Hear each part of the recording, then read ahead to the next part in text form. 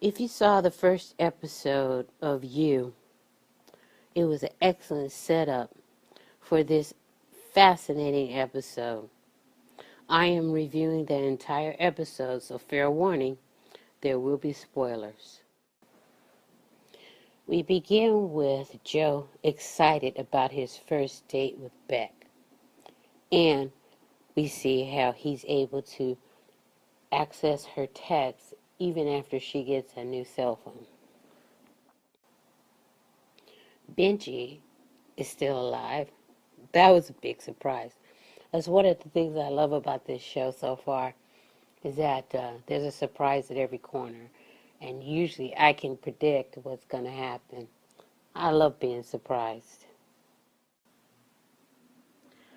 Benji remembers where he met Joe and his name, which is not good news for Benji. Joe and Beck finally meet up. They're talking, they're relating, and Beck gets a text about Benji. She's still worried about him. So she cuts the date short to go see about Benji.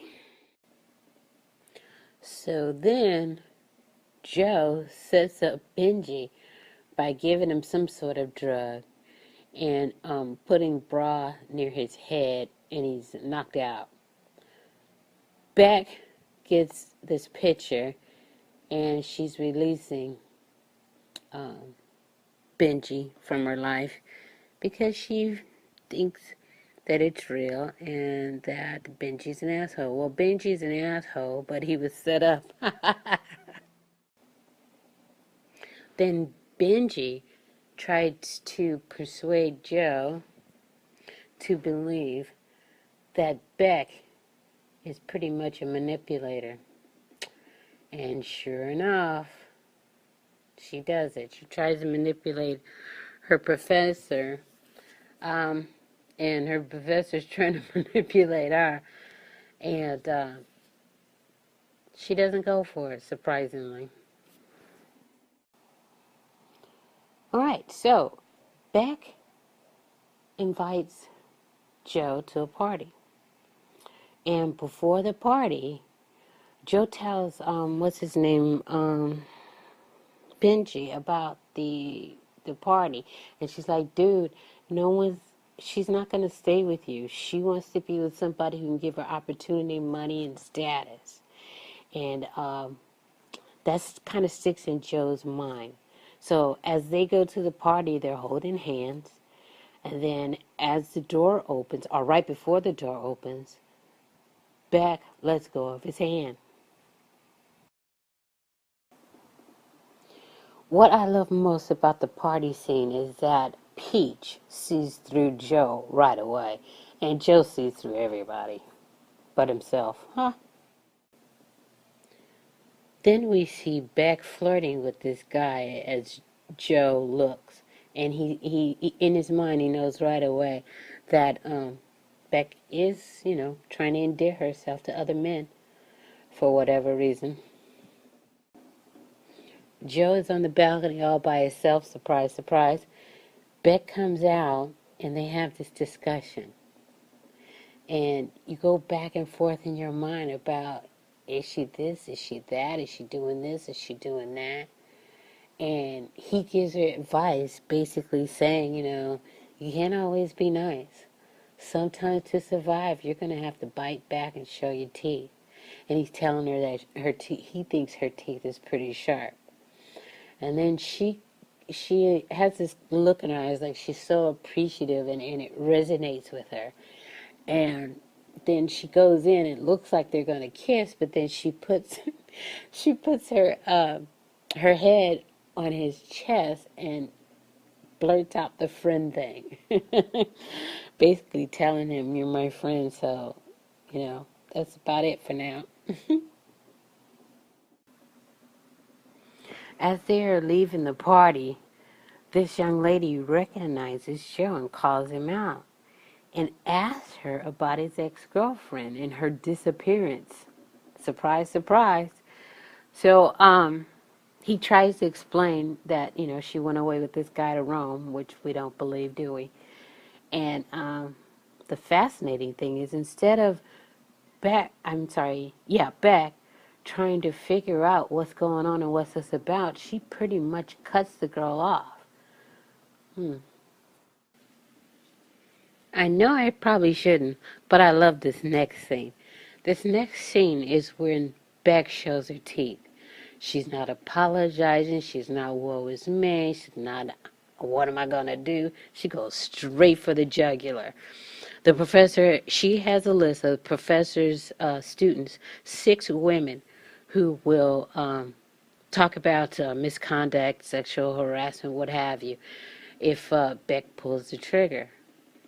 Well, the professor doesn't believe her and calls her bluff, and Beck stands her ground. It's like, hey, do this or else.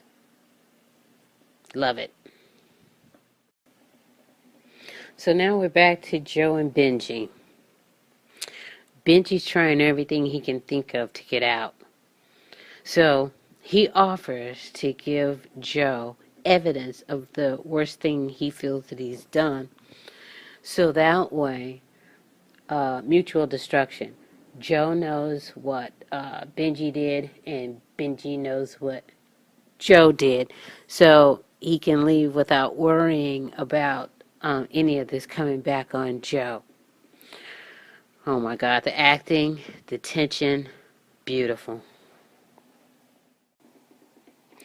So now Becky, high off of dealing things with her profession in a way that keeps her housing and her life the same pretty much. She can tear up the check that Peach gave her, and she can pretty much stand on her own. Now, with all this appreciation and confidence, she brings Joe a gift, a donut, and then kisses him because he's the one who told her to show her teeth, and everything worked out so well.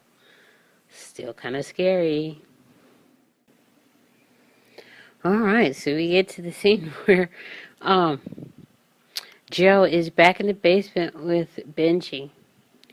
And Benji wonders if Joe saw the footage of his worst thing or whatever, and he did. And he said, well, will you let me go?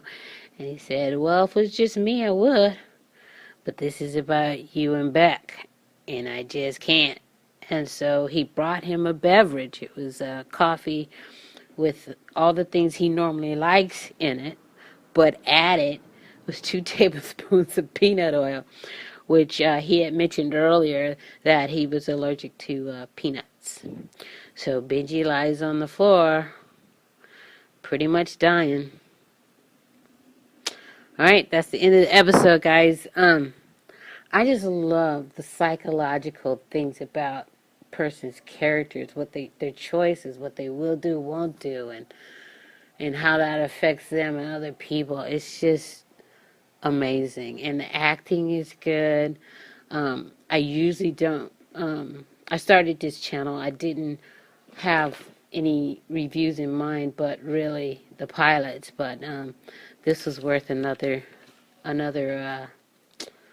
review. So anyway, I'm new at this, I'm doing my best, and I hope you guys liked it, and I hope you watch it if you haven't watched it, and if you did, write down what you thought about it. Alright, thanks.